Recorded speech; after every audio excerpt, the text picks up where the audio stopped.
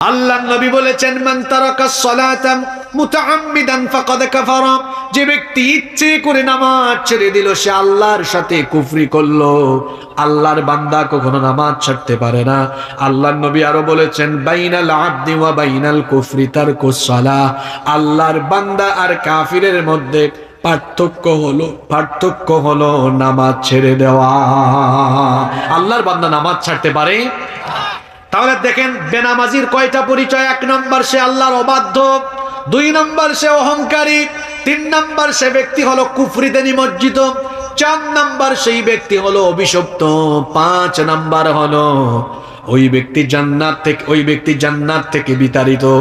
যারা বেনামাজি, এই বেনামাজি গুলোর জান্নাতের গন্ধও পাবে না, জান্নাতের কোনো গন্ধও তারা পাবে না, বরং কিয়ামতের দিন তাদেরকে বলা হবে খুদুহু ফাগুল্লুহু সুম্মাল জাহিমা সাল্লু সুম্মা ফি সিলসিলাতিন যারউহা সাবউনা যিরাআন ফাসলুকু।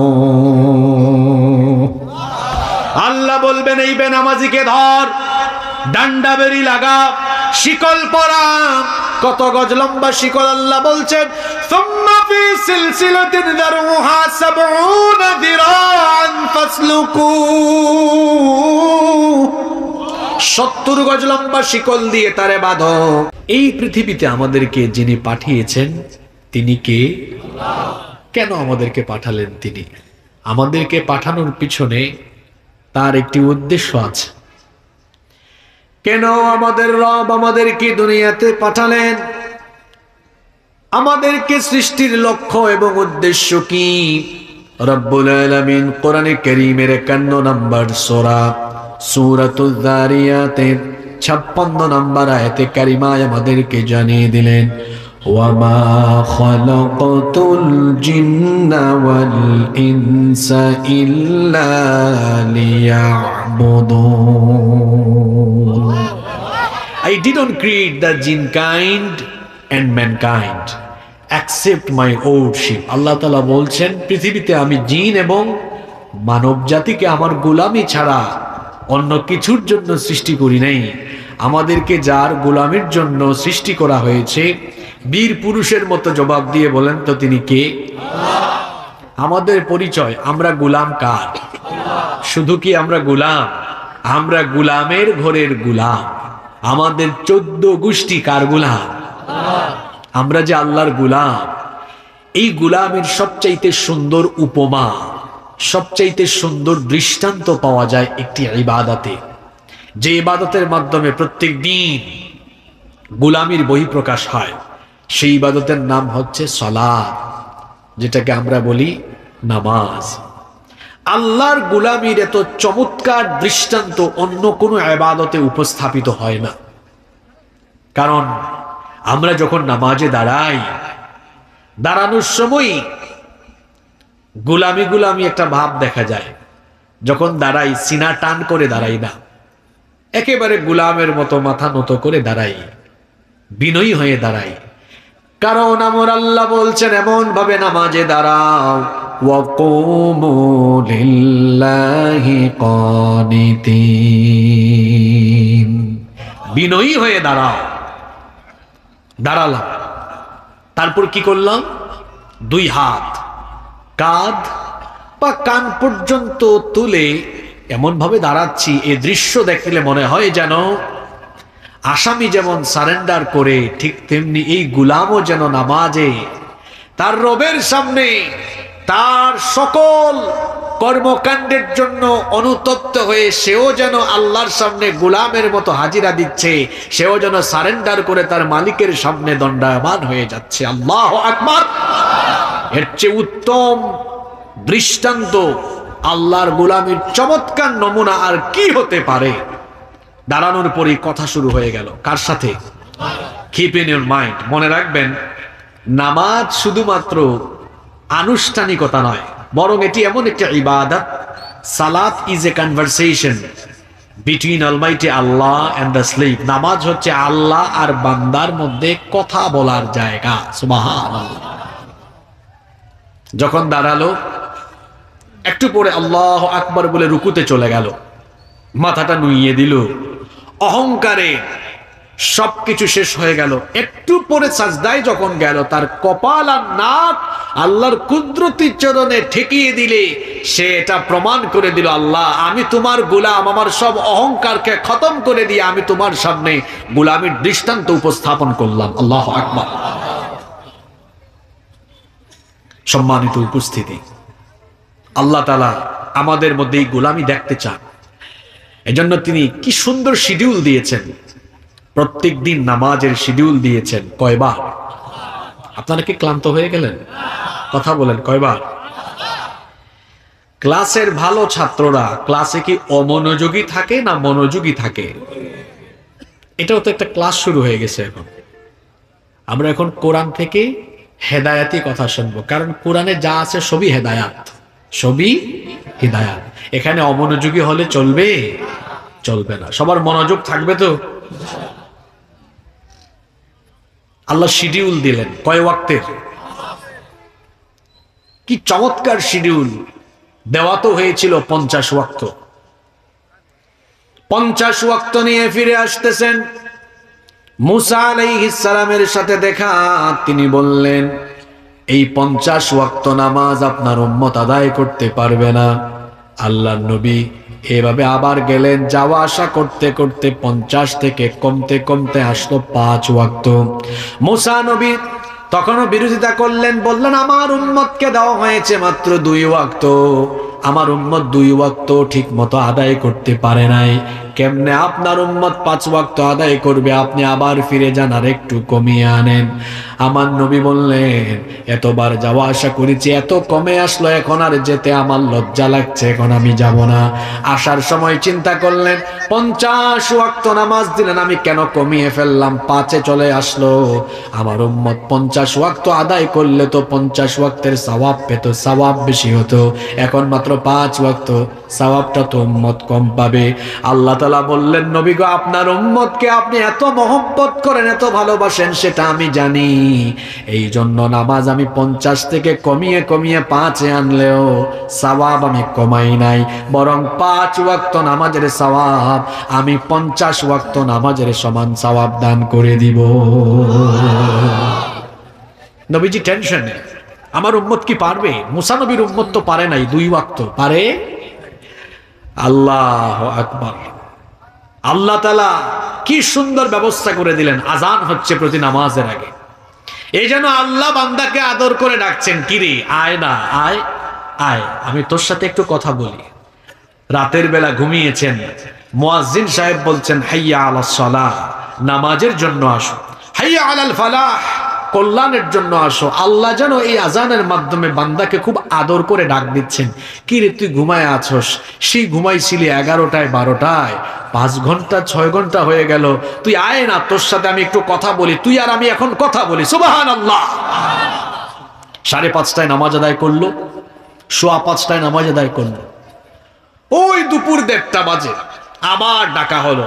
আল্লাহ যেন বলছেন, কি রে 7 ঘন্টা 8 ঘন্টা হয়ে গেল, এতক্ষণ হয়ে গেল, আয় না, তোর সাথে আরেকবার আরেকটু কথা বলে। সুবহানাল্লাহ। আবার 2 ঘন্টা 2.5 ঘন্টা যেতে না যেতে আসর, আল্লাহ যেন ডাকছেন, আয় না, আরেকবার একটু তোর সাথে কথা বলি। মাগরিবের টাইমে আবার দেওয়া হয়েছে, যেন আল্লাহ বান্দাকে আদর করে ডাকছেন, সূর্য ওঠার আগে তুই আমার সাজদা দিয়েছিলে, দিনের শুরুতেই তোর সাথে কথা বলেছিলাম, আয় না, আয়। সূর্য ডুবার সময় আরেকবার তোর সাথে কথা বলিনি। সুবহানাল্লাহ। এই জন্য বড় মহব্বতের ডাক। এরপরে আবার এশার নামাজ, বান্দা ঘুমাবে, ঘুমানোর আগে আল্লাহ আরেকবার ডাক দিলেন, তুই যে ঘুমাবি বাড়িতে, এটা তো তোর জীবনের শেষ ঘুম হয়ে যেতে পারে, সকালবেলা না উঠতে পারিস এই ঘুম, তারপরে আবার জাগতে পারিস গিয়ে কবরে, আয় না, আরেকবার ঘুমানোর আগে আমি তোর সাথে কথা বলে ফেলি, তুই আমার সাথে কথা বলে ঘুমা। সুবহানাল্লাহ। এরকম করে 5 ওয়াক্তের নামাজের চমৎকার শিডিউল দিয়েছেন কে? আপনার সাথে আল্লাহ কথা বলতে চান, নামাজে আল্লাহ বান্দার সাথে কথা বলেন। সুবহানাল্লাহ পড়েন। এই নামাজের খবর নাই। ইসলামের সবচেয়ে বড় ইবাদত হলো নামাজ। ইমানের পরেই ডিউটি হলো সালাত আদায় করা। নামাজের খবর নাই। আহা, 12টা 1টা পর্যন্ত ওয়াজ শুনে ফজরের নামাজ কাজা করে, আছে না নাই? ইবলিস, তার নাম তো আপনারা সবাই জানেন। সে আল্লাহ তাআলার হুকুম অমান্য করে আল্লাহকে সাজদা দেয় নাই কয়টা? পুরুষ মানুষের মতো জবাব দেন, কয়টা? এক সাজদা না দেওয়ার পরিণতি ক্ষতি হলো কয়টা? 5টা। কয়টা ক্ষতি? তো শুনেন তো কি কি হইল ক্ষতি। وَإِذْ قُلْنَا لِلْمَلَائِكَةِ اسْجُدُوا لِآدَمَ فَسَجَدُوا إِلَّا إِبْلِيسَ أَبَى وَاسْتَكْبَرَ وَكَانَ مِنَ الْكَافِرِينَ। আল্লাহ তাআলা বলছেন, আর স্মরণ করো যখন ফেরেশতাদেরকে তোমার রব বলেছিলেন সবাই আদমকে সাজদা দাও। সবাই দিয়েছে, একজন দেয় নাই। যে দেয় নাই তার নাম কি? ইবলিস আল্লাহকে একটা সাজদা দিল না। কি ক্ষতি হলো? আবার সে আল্লাহর আদেশ অমান্য করে তার একটা পরিচয় হয়ে গেল সে আল্লাহর অবাধ্য। 2 নাম্বার ওয়াস্তাকবারা, অহংকার করেছিল, বলেছিল আমি আদমের চাইতে সেরা, তাকে কেন আমি সাজদা দিব। এক সাজদা না দেওয়ায় তার আরেকটা পরিচয় হয়ে গেল সে অহংকারী।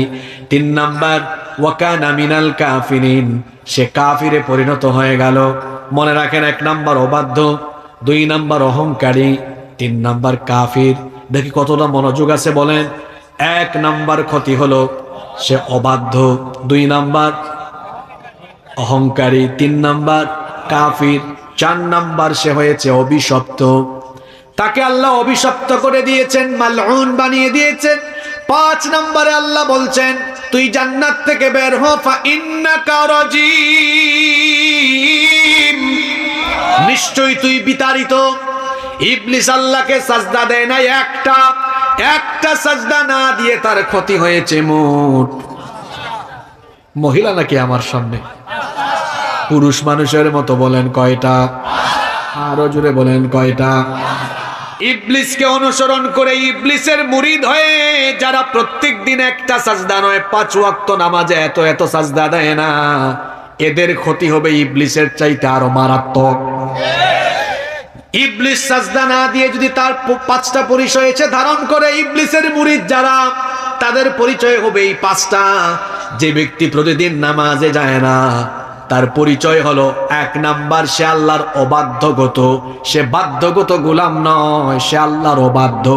2 নাম্বার এই ব্যক্তি হলো অহংকারী, কারণ নামাজ আদায়ের পরে যে ব্যক্তি মাথা নুইয়ে নত করে আল্লাহরে সাজদা দেয় না, পৃথিবীতে তার চাইতে অহংকারী আর কেউ হতে পারে। 3 নাম্বার ওই ব্যক্তি কুফরি করে কার সাথে? আল্লাহর নবী বলেছেন মান তারাকাস সালাতা মুতাআম্মিদান ফাকাদ কাফারা, যে ব্যক্তি ইচ্ছে করে নামাজ ছেড়ে দিল সে আল্লাহর সাথে কুফরি করলো। আল্লাহর বান্দা কখনো নামাজ ছাড়তে পারে না। আল্লাহর নবী আরো বলেছেন বাইনাল আবদি ওয়া বাইনাল কুফরি তারকুস সালাহ, আল্লাহর বান্দা আর কাফিরের মধ্যে পার্থক্য হলো নামাজ ছেড়ে দেওয়া। আল্লাহর বান্দা নামাজ ছাড়তে পারে?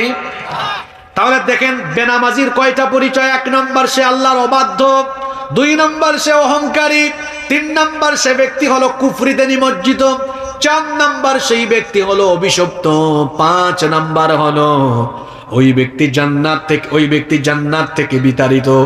যারা বেনামাজি, এই বেনামাজি গুলোর জান্নাতের গন্ধও পাবে না, জান্নাতের কোনো গন্ধও তারা পাবে না, বরং কিয়ামতের দিন তাদেরকে বলা হবে খুদুহু ফাগুল্লুহু সুম্মাল জাহিমা সাল্লু সুম্মা ফি সিলসিলাতিন যারউহা 70 যিরাআন ফাসলুকু। আল্লাহ বলবেন এই বেনামাজিকে ধর, ডান্ডা বেরি লাগা, শিকল পরা। কত গজ লম্বা শিকল? আল্লাহ বলছেন সুম্মা ফি সিলসিলাতিন যারউহা 70 যিরাআন ফাসলুকু, 70 গজ লম্বা শিকল দিয়ে তারে বাঁধো। তাইলে বোঝা গেল বেনামাজির পরিণতি বড় খারাপ। কিন্তু আমাদের অবস্থা হলো এমন মুসলমান হয়েছি আমরা, মুসলমানিত্বের পরিচয় হিসাবে যা আলামত আমার চরিত্রে ফুটে ওঠা দরকার সেটা আমার মধ্যে নাই। আমার নাম বড় সুন্দর, অনেকের নামই আছে ফজর আলী, কিন্তু এই ফজর আলী ঘুম থেকে উঠে দুপুর 12টায় তার ফজর নাই, এমন মানুষ আছে না নাই? আর একজনের নাম তার বাপ রেখে দিয়েছে জোহর আলী, জোহরেও তারে পাওয়া যায় না। আমার দেশে এমন বহু মানুষ আছে যাদের নামের সাথে কামের কোনো মিল। নাম হলো রমজান আলী, রমজান মাসে দুপুর বেলা গাঞ্জা টানে। নাম হলো কুরবান আলী, সামর্থ্য আছে কুরবানি দেয় না। নাম হলো ইমান আলী, ইমান আলীর ইমানের খবর নাই, সুদ খায়, ঘুষ খায়, আছে না নাই? বলে হুজুর আমি নামাজ না পড়লে কি হবে, নামাজ আদায় না করলে কি হবে, আমার ইমান তো ঠিক আছে। আর আল্লাহর নবী বলেছেন যার মধ্যে নামাজ নাই তার মধ্যে দিন নাই। তার মধ্যে কি নাই? তার মধ্যে কি নাই? ইমানই নাই। তার ইমান থাকলে না ইমান যাবে, ওর তো ইমানই নাই। ইমান থাকলে না ইমান যাবে। যেন খবরদার এক ওয়াক্ত নামাজ যেন আমার কাজা হয়ে না যায়। পুরুষের জন্য পাগল হওয়া ছাড়া, পুরুষের জন্য পাগল হওয়া ছাড়া নামাজ কাজা করা যাবে? নামাজ কাজা করবেন? খবরদার, কিয়ামতের দিন প্রথম হিসাব হবে কোন ইবাদতের? জোরে বলেন, কোন ইবাদতের? তো প্রথম প্রশ্নে ফেল মারলে পরিস্থিতি কি ভালো হওয়ার সম্ভাবনা আছে নাকি? নামাজ ছাড়বো না আমরা, ওয়াদা করতে পারবো? রাজি আছেন সবাই? যুবক ভাইরা কি করবেন? যে হুজুর আমরা একটু বুড়া টুরা হই, তারপরে আদায় করব। আপনি বুড়া হবেন এই নিশ্চয়তা আপনাকে কে দিয়েছে? মানুষের জীবনের নাই কোনো ওয়ারেন্টি, নাই কোনো গ্যারেন্টি। যুবক ভাইয়েরা শয়তানের এই ধোকায় পড়বেন না। কিপ ইন ইউর মাইন্ড, মনে রাখবেন there is no serial of death. মৃত্যুর কোনো সিরিয়াল নেই, যে কোনো মুহূর্তে চলে আসবে। এজন্য আমরা এক ওয়াক্ত নামাজ কাজা করব না। রাজি আছেন সবাই? কারা কারা রাজি আছেন দেখি আল্লাহর সাথে ওয়াদা করেন তো। মাশাআল্লাহ, আল্লাহ কবুল করেন। আমার দিকে তাকান। এই নামাজ কেন দেওয়া হয়েছে? শুধুমাত্র প্রতিদিন 5 বার ডিউটি করবেন, আল্লাহরে সাজদা দিবেন এই উদ্দেশ্যে না। এবার আমার দিকে তাকান, আমি আমার মূল কথায় প্রবেশ করছি। খুব মনোযোগী হতে হবে। আজকের এই টপিকের ভেতরে আমাদের বর্তমান সময়ের সমসাময়িক সকল বিষয়াদি এর ভিতরে আছে, মনোযোগী হতে হবে। তো নামাজ আল্লাহ কেন দিয়েছেন? প্রতিদিন 5 বার ডিউটি করবেন, গিয়া কয়েকটা সাজদা দিয়া চলে আসবেন, শুধু এই উদ্দেশ্যে দেওয়া হয়েছে না। নামাজ শুধুমাত্র একটা ইবাদত নয়, বরং এটি হচ্ছে মানুষের জীবন পরিচালনার প্রশিক্ষণ। কথাটা কি বললাম? আজকের আলোচনার চুম্বক অংশ হলো এটা, এটা মনে রাখতে হবে। এটা হেডিং, শিরোনাম কি? নামাজ শুধু ইবাদত নয়, নামাজ হলো জীবন পরিচালনার। পরের শব্দটা কি বললাম? সবাইকে বলতে হবে। ওই পিছনে কয়েকজন গল্প মারে কেন? গুলগুল হইয়া এদিকে তাকান, আমার দিকে খেয়াল করেন। নামাজ শুধু ইবাদত নয়, এটি হলো জীবন পরিচালনার। সবাই একবার আমার সাথে বলে, নামাজ শুধু ইবাদত নয় বরং জীবন, হ্যাঁ জীবন পরিচালনা। মানে বুঝেন তো কিভাবে চালাবেন, আপনার জীবন কেমনে চলবে এর সকল শিক্ষা সব নামাজের ভিতরে আছে না নাই? এখানে কাদিয়ানি পণ্য কুত থেকে আনছেন, এগুলা নামায় রাখেন, এগুলা দিয়া পেশাবে পানি খরচও করবেন না। এই প্রাণ কোম্পানির কোনো পণ্য আপনারা কিনবেন না। রাজি আছেন? এই যে কাদিয়ানিদের এই পণ্য দিয়ে পেশাবের ইস্তিনজার কাজে এটা ব্যবহার করা যাবে। কাদিয়ানিরা নাপাক, এরা কাফির। এদেরকে যারা কাফির বলে না, এরাও কাদিয়ানির পণ্য দেখলে আমার মাথা গরম হয়ে যায়। কারণ এরা শেষ নবীকে, শেষ নবী মানে এগুলো ফালাই দেন এখান থেকে। কাদিয়ানির পণ্য আবার রাখছে কোথায়? কোরআন শরীফের কাছে রাখছে। দেখছেন কারবার? কমিটি জানে না এটা? কাদিয়ানি কোনো পণ্য রাখবেন না। কি রাগ করলেন নাকি আপনারা? আপনাদের কষ্ট হচ্ছে? তাহলে কি বললাম? নামাজ শুধু ইবাদত নয়, এটি হলো জীবন পরিচালনার প্রশিক্ষণ। আমার আপনার জীবন কেমনে চলবে সব শিক্ষা এই একটা ইবাদতের ভিতরে আছে। এজন্যই তো বলা হয় যে মান আকামাস সালাতা ফাকাদ আকামাদ-দ্বীন, যে ব্যক্তি নামাজ কায়েম করলো সে যেন দিন কায়েম করলো। নামাজ কায়েম করা আর দিন কায়েম করা একই কথা, কারণ নামাজ কায়েমের মধ্যেই আছে দিন কায়েম। সুবহানাল্লাহ, কত বড় কথা এটা, কত বড় গুরুত্বপূর্ণ কথা এটা। যে ব্যক্তি নামাজ কায়েম করলো সে দিন কায়েম করলো, কারণ নামাজ কায়েমের ভেতরেই দিন কায়েম আছে। অনেক দিন কায়েমের কর্মী ভাইয়েরা আছে গো, নামাজের জামাতের খবর নাই। নামাজের অন্তর্নিহিত শিক্ষাগুলো উপলব্ধি করতে হবে। এমনকি দিন কায়েমের অনেকে কর্মী পরিচয় দেয়, মাহফিলগুলোতে এসে আশেপাশে এরা এখন বাদাম খায়। এই চিত্র এখন আমরা দেখছি। আমরাও দিন কায়েমের আন্দোলনে ছাত্র জীবনে সম্পৃক্ত ছিলাম, ছাত্র আন্দোলন করে এসেছি আমরা। মনে আছে আমাদের মাহফিলে খাতা নিয়ে যেতাম, নোট করতাম। কি হয়েছে তোমাদের এখন? বিভিন্ন মাহফিলে তোমরা বাদাম খাও, গুরুত্বপূর্ণ কথা চলে আসে না। মাহফিলের আগে বা পরে ভাব দেখাও, এসে হুজুরদের সাথে দেখা করে যাও। এখানে বসে বসে খাতা কলম নিয়ে আলোচনা নোট করবা, সেটা তোমাদের আন্দোলনের কাজে কাজে লাগাবা।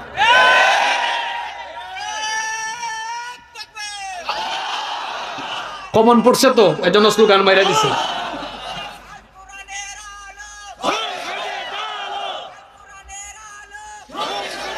বসো, তোমাদেরকে আদর করে বলছি, সন্ত্রাসী সংগঠনের মতো হইও না। তোমাদের চরিত্র হবে দাওয়াত, তোমাদের কথা বলা হবে দাওয়াত। তোমার কথা বলা, মুআমালাত, মুআশারাত, চলন বলন, কথনে মানুষ চিনবে। সে সন্ত্রাসী সংগঠন করে না, ইসলামী ছাত্র আন্দোলন করে। তোমার ভাবখানা এমন, তোমার চলাফেরা এমন, ছাত্ররা তোমার কাছে আসে না কেন? তুমি এমন ভাবে চলাফেরা করবে যেন আরেকজন পিতা বলে, আরেকজন মা বলে, এই ছেলেটার চরিত্র এমন কেন, আমার ছেলেটাকেও তার সাথে দিতে চায়। আমি একটু সোজা সাপটা কথা বলা বেশি পছন্দ করি।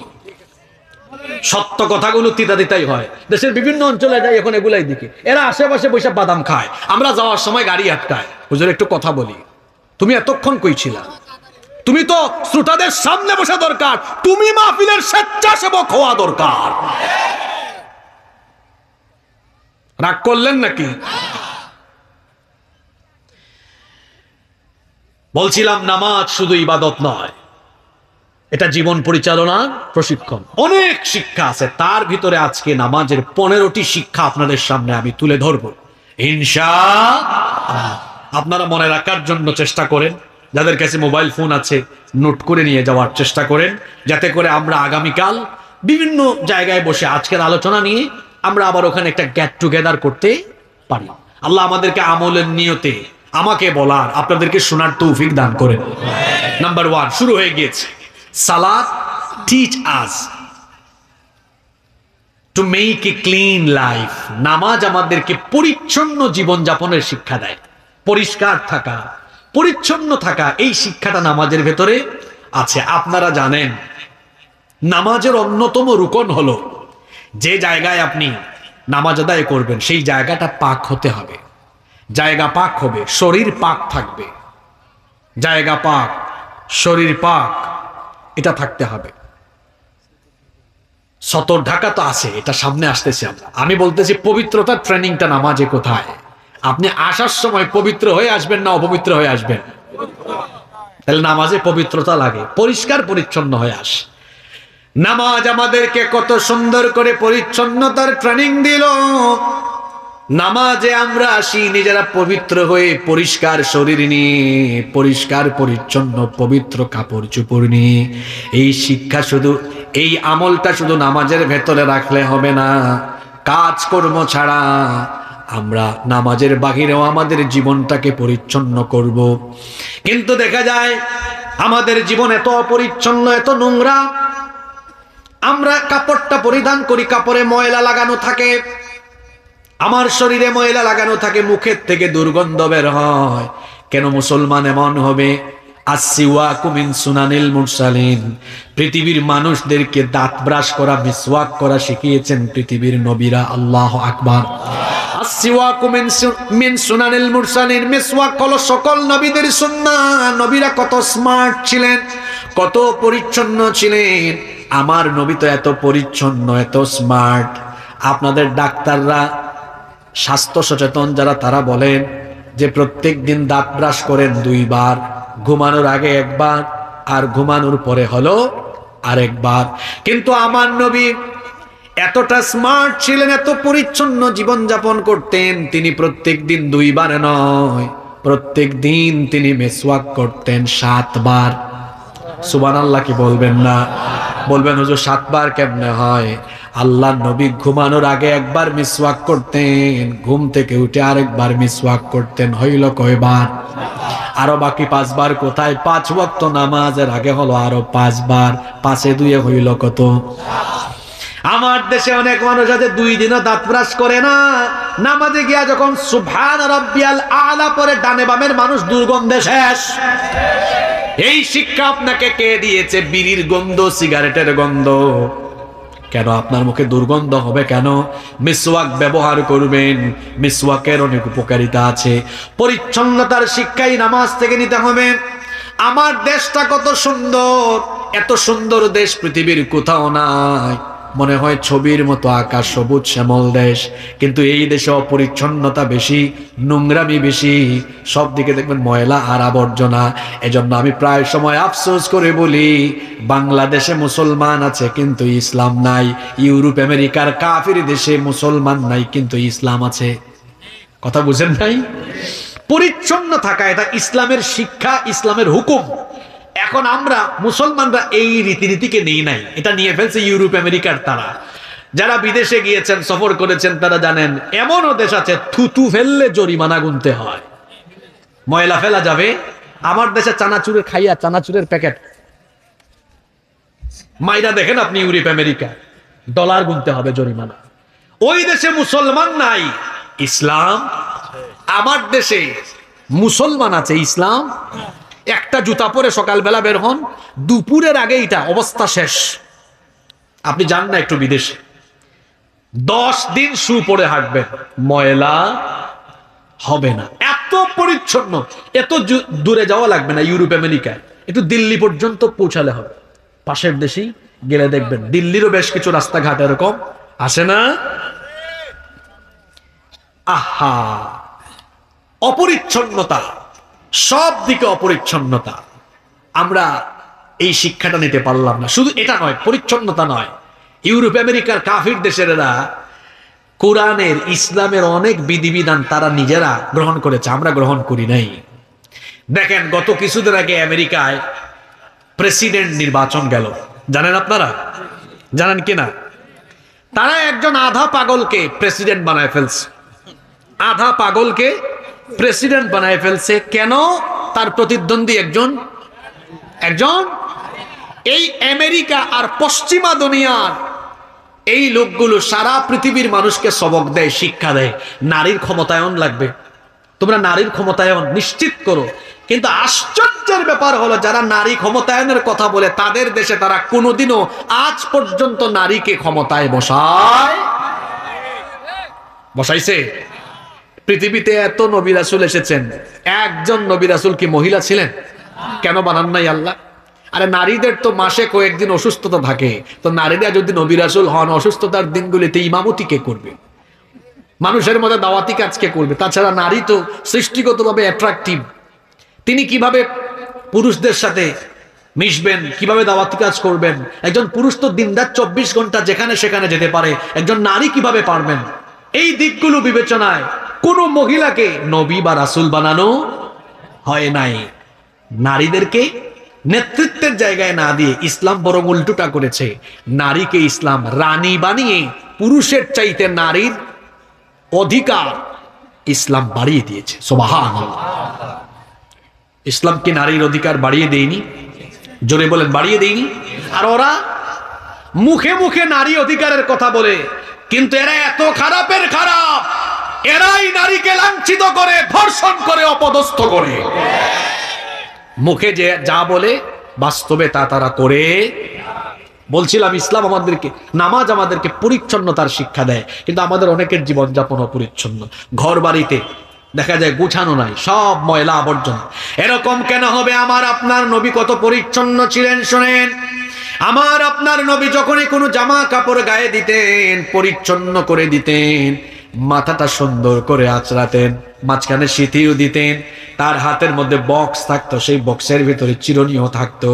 কত সুন্দর করে তিনি তার চুল আঁচড়াতেন, পরিপাটি হয়ে মানুষের সামনে তিনি থাকতেন। আমার নবী আতর লাগাতেন হাতের এই তালুতে, আপনারা তো লাগান এখানে, কিন্তু আমার নবী লাগাতেন হাতের তালুতে, যাতে কারো সাথে মুসাফাহা করলে সেই আতরের সুগন্ধ চলে যায়। সুবহানাল্লাহ। আমার নবী কতটা পরিচ্ছন্ন ছিলেন সেটা একজন সাহাবীর মুখ থেকে শুনেন। সাইয়েদনা আনাস রাদিয়াল্লাহু আনহু তিনি বলছেন, মা শামামতু আনবারান কাত্তু ওয়ালা মিসকান ওয়ালা শাইআন আতয়াবু মির রিহি রাসূলিল্লাহ। আমরা সবাই বলি সাল্লাল্লাহু আলাইহি ওয়াসাল্লাম। সাইয়েদনা আনাস রাদিয়াল্লাহু আনহু বলছেন, আল্লাহর নবী যখন আমাদের পাশ দিয়ে হেঁটে যেতেন, অতিক্রম করতেন, তার দেহ মুবারক থেকে এমন সুগন্ধি আসতো, মনে হতো সেটা মেশকে আম্বরের সুগন্ধির চাইতেও আরো সুগন্ধিযুক্ত। মানুষের শরীর থেকে সুগন্ধি আসে পরিচ্ছন্ন থাকলে না অপরিচ্ছন্ন থাকলে? আরো জোরে বলেন। তাহলে পরিচ্ছন্ন জীবন যাপনের শিক্ষা নামাজ দেয়। 3.5 হাত এই বডিকে আমরা পরিচ্ছন্ন রাখবো। নিজের বাড়ি ঘর টিনের বাড়ি হোক, সেটা টিনের চালের বাড়ি হোক, পরিষ্কার রাখলে কিন্তু টিনের বাড়িকেও সুন্দর দেখায়, ঠিক কিনা? আমি 3 বছর আগে উখিয়ায় গেলাম, টেকনাফের পাশে হলো উখিয়া, ওই যে কক্সবাজার, দেখলাম একটা বেত দিয়ে বেড়া দিয়েছে, বেত দিয়ে বেড়া, উপরে টিন, কিন্তু ঘরের ভেতরে ঢুকার পরে দেখলাম এত সুন্দর পরিচ্ছন্ন পরিপাটি, এত সুন্দর করে রেখেছে, দেখলেই চোখ জুড়িয়ে যায়। পরিচ্ছন্ন রাখলে পরে যে কোনো জিনিসকে সুন্দর দেখায়। অপরিচ্ছন্ন মানুষ যদি দামি কাপড় চোপড় পরিধান করে দেখবেন দেখতে তাকে খারাপ লাগে, আর পরিচ্ছন্ন ব্যক্তি যদি কম দামি কাপড় গায়ে দেয় কিন্তু পরিষ্কার যদি হয় দেখতে ভালো লাগে। দেখবেন আমার দেশে অনেক আলেম ওলামা ইমাম সাহেবদের, তাদের আপনি লেবাসের দিকে তাকাবেন, দেখবেন দেখতেই ভালো লাগে, সুন্দর লাগে, সাদা পোশাক পরেছে, দেখতেই ভালো লাগে। অনেক মানুষ আছে অনেক টাকাওয়ালা, দেখবেন এমন ভাবে থাকে খাচ্চরের মতো থাকে, আছে না নাই? পরিচ্ছন্নতা নামাজ আমাদেরকে শিখায়।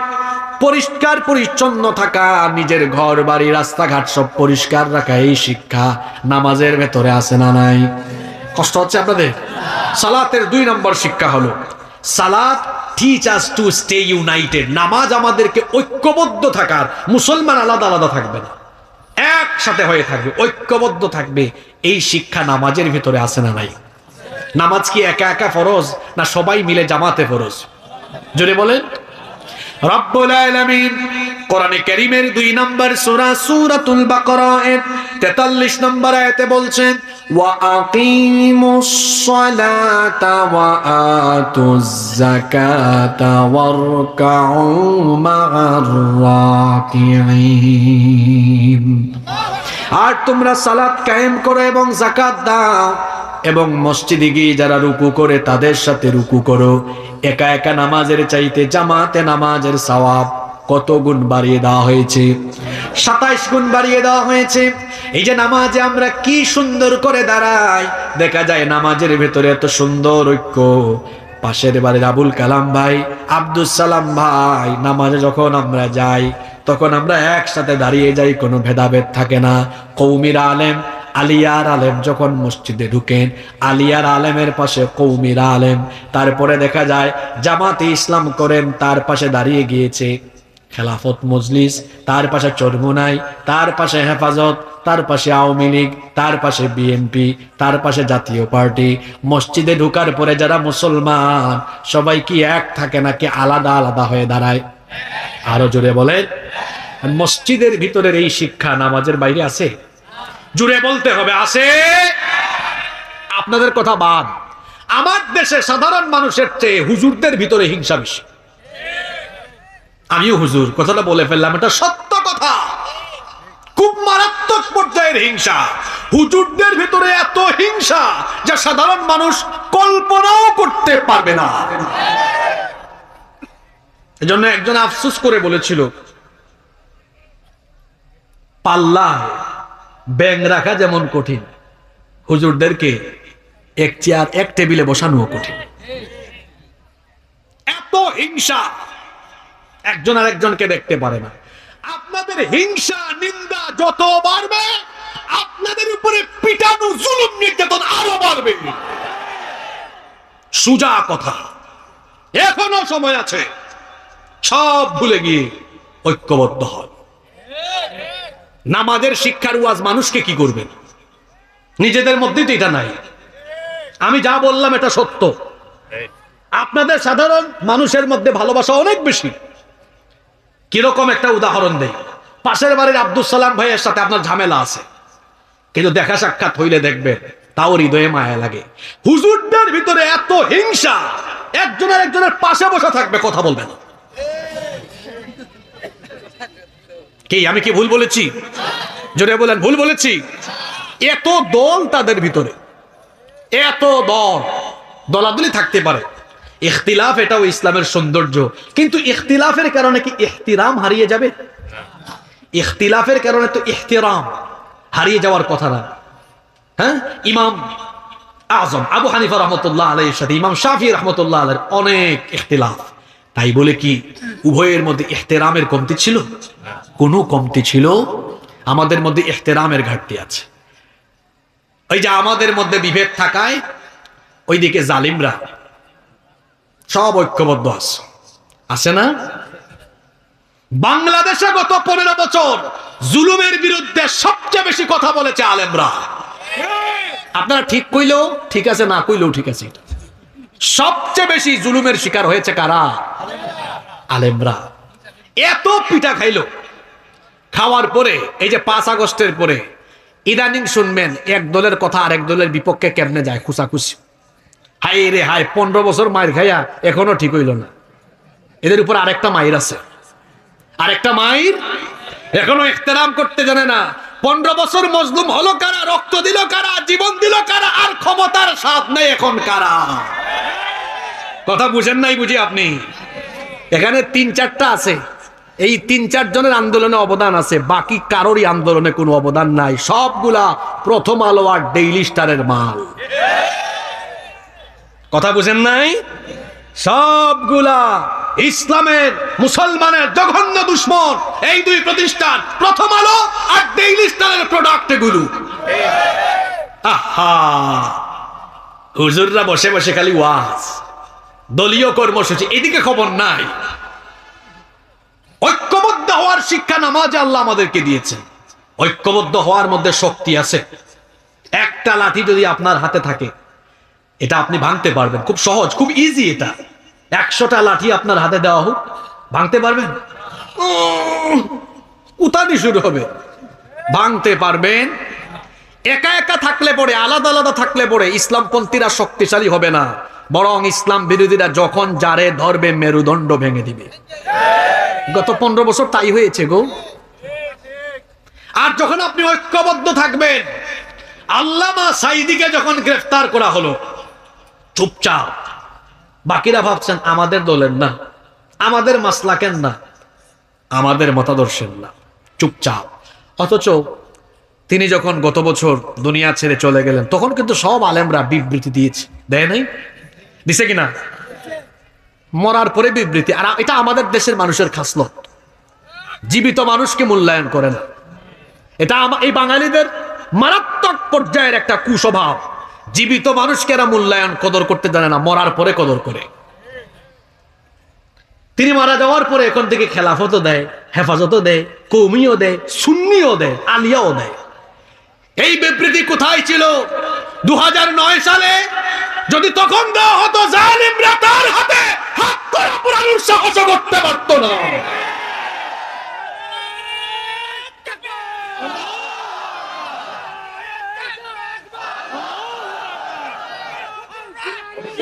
বসেন, আমি স্লোগান দেওয়ানোর জন্য, মাঠ গরম করার জন্য কথাগুলো বলছিলাম। বসেন ভাই, মাঠ গরম করার জন্য কথাগুলো বলছিলাম, বাস্তবতা বোঝানোর চেষ্টা করছি। তখন আপনারা চুপচাপ ছিলেন। এরপরে 2024-এর জুন পর্যন্ত আপনারা বলেন কোন দলের হুজুর বাকি থাকছে মায়ের খাইতে? কথা বলেন না কেন? ইসলাম বিরোধীরা জামাত, হেফাজত, খেলাফত দেখে না, বরং তারা যখন গোপনে মিটিং করে তখন তারা বলে যেখানেই হুজুর দেখবি সেখানেই ঝাঁপিয়ে পড়বি। এটা আপনি বুঝেন না, এখনো বুঝেন না, এখনো বুঝে না। বিশ্বাস করেন, বাংলাদেশের মানুষ আলেমদেরকে ভালোবাসে, বাংলাদেশের মানুষ আলেমদেরকে এক টেবিলে দেখতে চায়। যদি বাংলাদেশের মানুষ আলেমদেরকে এক টেবিলে দেখে, বাংলাদেশের মানুষ দলাদলি ভুলে গিয়ে 1 ঘন্টার ভেতরে বাংলাদেশ পরিচালনার দায়িত্ব আলেমদের হাতে তুলে দিবে। আপনারা পারতেছেন না, এই জায়গায় আপনারা ব্যর্থ। আপনারা এক হইতে পারতেছেন। ঐক্যের একটা শক্তি, নামাজ আমাদেরকে শিক্ষা দিচ্ছে ঐক্যবদ্ধ থাকো, ঐক্যবদ্ধ থাকতেই হবে, এটা আল্লাহর হুকুম। এই জন্য আল্লাহ বলেছেন ওয়াতাসিমু বিহাবলিল্লাহি জামিআ,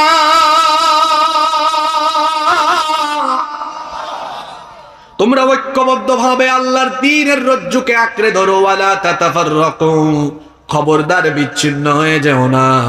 কারণ ঐক্যবদ্ধ থাকবে যারা আল্লাহর রহমত পাবে তারা। এজন্য রব্বুল আলামিন কোরআনে কারীমের 4 নম্বর সূরা সূরাতুন নিসায়ের 175 নম্বর আয়াতে বড় সুন্দর করে বললেন, ফাআম্মাল্লাযীনা আমানু বিল্লাহি ওয়া'তাসামু বিহি ফাসায়ুদখিলুহুম ফি রাহমাতিন মিনহু ওয়া ويهديهم إليه صراطا مستقيما। আল্লাহ তাআলা বলছেন, অতএব যারা আল্লাহর উপর ঈমান আনবে এবং আল্লাহর দ্বীনের উপরে যারা ঐক্যবদ্ধ থাকবে তাদেরকে আল্লাহ তাআলা তার দয়া এবং অনুগ্রহের ভেতরে প্রবেশ করাবেন।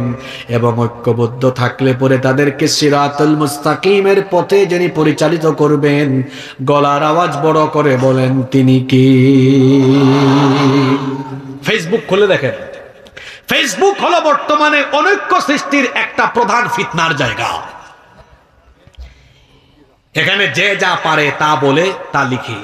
আর যারা সময়কে অপচয় করতে চায় তারা যেন বেশি বেশি ফেসবুকে থাকে, আর যারা সময়কে সেফ রাখতে চায় তারা যেন মোবাইল ফেলে রেখে কিতাবের দিকে বেশি বেশি চক্ষু রাখে। আরে বাপরে বাপ, বাংলাদেশে এখন কিতাবের মুফতির চাইতে ফেসবুক মুফতির সংখ্যা বেশি। আছে না এরকম? যারা ঠিক কইছে এদের মধ্যে বহু মানুষ আছে। আর যুবকদের অবস্থা কি? আমার যুবক ভাইদের চরিত্র নষ্ট হয়ে গেল। এই চরিত্র বিধ্বংসী উপাদান মোবাইল ফোনে তারা এত বেশি আসক্ত। মোবাইলের জবান নাই, জবান থাকলে বলতো, ভাই রে ভাই তুই আমার এত গুতাস কেন? সারাদিন যে স্ক্রল করস, এই যে নিচের দিকে তাকায় সারাটা দিন এমনি এমনি করে, যদি এটার জবান থাকতো বলতো, ভাই রে ভাই আমার একটু ছাড় দে। কারণ দেখা যায় 24 ঘন্টার মধ্যে 14 ঘন্টা 15 ঘন্টা মোবাইলের পিছনে ব্যয় করে আসে না নাই? এখন অনেক যুবককে দেখবেন, ইয়াং মানুষ, বয়স হলো 18 বছর, 19 বছর, 20 বছর, কিন্তু দেখতে লাগে বুড়া বুড়া, হাটে বুড়ার মতো। কিন্তু আমার বয়স্ক বাবা চাচাদের দিকে তাকায় দেখেন, এখনো মাশাআল্লাহ চেহারা সুরত কত সুন্দর। কারণ তারা যখন আমাদের মতো যুবক ছিলেন তাদের খাদ্যাভ্যাস ঠিক ছিল, ঘুমের অভ্যাস ঠিক ছিল। আর এখনকার যুবকদের মোবাইলের কারণে ঘুমের রুটিনও ঠিক নাই, খাওয়ার রুটিনও ঠিক নাই। রাত 2টা 3টা পর্যন্ত তারা মোবাইলের পিছনে ব্যয় করে। এই জন্য দেখবেন এক একটার চেহারার দিকে তাকাইলে দেখবেন গাল একেবারে হাড্ডির ভেতরে ঢুকে গিয়েছে, মুখের মধ্যে ব্রণ উঠে গেছে, তার বিচি আর বিচি। এই তুমি তরুণ মানুষ, যুবক মানুষ, তোমার চেহারার এই অবস্থা কেন? কারণ তোমার যৌবন কুপথে ব্যয় হয়। তোমার চেহারার লাবণ্য কোথায়? তোমার গাল ভাঙলো কেন? চেহারা সুরতের অবস্থা কেন? তাকিয়ে দেখেন আমার 70 বছরের চাচার দিকে, এখনো গাল ফুলা। কারণ আমার চাচা ঘুমের অভ্যাস ঠিক রেখেছেন। তিনি যখন 20 বছরের ছিলেন ওনাদের সময় মোবাইল ছিল না, ইন্টারনেট ছিল না, ঘরে টেলিভিশন ছিল না। বড়জোর ঘরের সবার সাথে গল্প করতে করতে খুব কষ্ট করে তারা রাত 8টা 9টা 10টা পর্যন্ত সজাগ থেকেছেন। আর সজাগ থাকার সুযোগ, ঘুম, ভোরে ঘুম থেকে উঠেছেন সূর্য ওঠার আগে, ফজরের আগে। আর এখন 4-5 জন একসাথে হয়, আছে না নাই? জোরে বলেন, আছে না নাই? রাত 2টা 3টা পর্যন্ত, 4টা পর্যন্ত সজাগ থাকে। যেই ছেলে রাত 3টা 4টায় ঘুমায়, ও কি আর ফজর পড়তে পারবে? ও ঘুম থেকে উঠে কখন? দুপুর 12টায় 11টায়। আর মনে রাখবেন, যাদের ঘুমের অভ্যাস ঠিক নাই, এদের খাদ্যাভ্যাসও ঠিক নাই। খাদ্যাভ্যাসও, অসকালের খাবার খায় কখন? দুপুর 11টায়, দুপুর 12টায়। এমনকি এটা বলতে খারাপ লাগে, তাও বলে ফেলতেছি, যাদের খাদ্যাভ্যাস, ঘুমের অভ্যাস ঠিক নাই, এদের পায়খানাও ঠিক নাই। এরা যেখানে সেখানে বায়ু নির্গত করে পরিবেশকে নষ্ট করে। হাসানোর জন্য বলি না, এটা সত্য কথা। এর ঘুমের অভ্যাস ঠিক নাই। যার ঘুমের অভ্যাস ঠিক নাই, তার খাদ্যাভ্যাসও ঠিক নাই, এর পেটের সমস্যা থাকে। যাদের ঘুমের অভ্যাস ঠিক, খাদ্যাভ্যাস ঠিক, দেখবেন এটা সব ঠিক আছে। আর পেট, এটা এমন এক কারখানা গো, এটা ঠিক থাকলে সব ঠিক, এটা ঠিক না থাকলে খবর আছে। কিন্তু তো বলছিলাম, এই মোবাইলের পেছনে যুবক ভাইয়েরা সময় নষ্ট করবেন না, আর ফেসবুকে ঢুকে মুফতিগিরি করবেন না। এই উম্মাকে কিভাবে একত্রিত রাখা যায়, সবাই সবার জায়গা থেকে চেষ্টা চালাতে। তাহলে নামাজের 2 নম্বর শিক্ষা। নামাজ আমাদেরকে কিসের শিক্ষা দেয়? ঐক্যের শিক্ষা দেয়। বলেন, কিসের শিক্ষা দেয়? আপনাদের কি কষ্ট হচ্ছে বাবারা, ভাইয়েরা? কষ্ট হচ্ছে?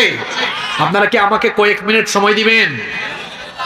নাম্বার 3, নামাজ আমাদেরকে সাম্য, মৈত্রী এবং ভেদাভেদহীন একটি সমাজ গঠনের শিক্ষা দেয়। নামাজে কিন্তু কোনো ডিসক্রিমিনেশন, কোনো বৈষম্য নাই।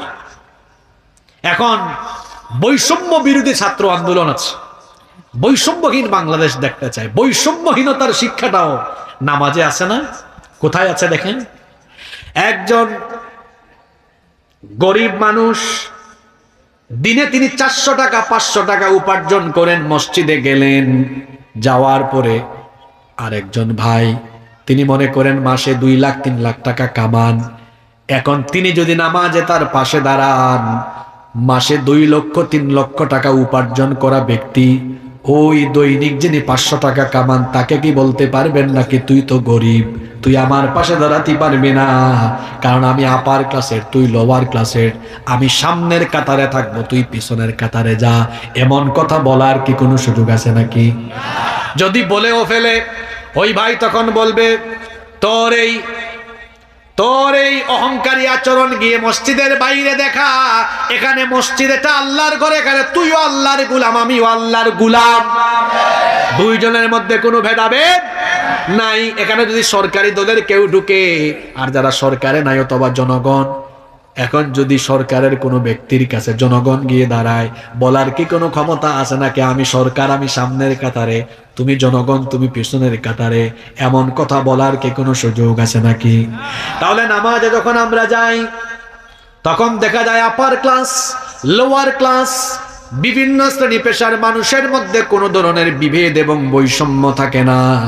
সকল মানুষ তখন একীভূত হয়ে আল্লাহর গোলামে পরিণত হয়ে যায়। আফসোসের ব্যাপার হলো, নামাজের এই শিক্ষাটা আমরা নামাজের বাহিরে আনতে পারে নাই। আজকে আমার পরিবারে বৈষম্য, সমাজে বৈষম্য, রাষ্ট্রেও বৈষম্য আছে না নাই? বলবেন হুজুর পরিবারে কেমনে বৈষম্য দেখবেন? অনেক পিতামাতা আছে, তার ছেলে মেয়ে 3টা 4টা, অনেক মা বাপও আছে খারাপ, 4টা 5টা ছেলে মেয়ে, খালি একটারে প্রায়োরিটি দেয়, বাকিগুলারে দেয় না।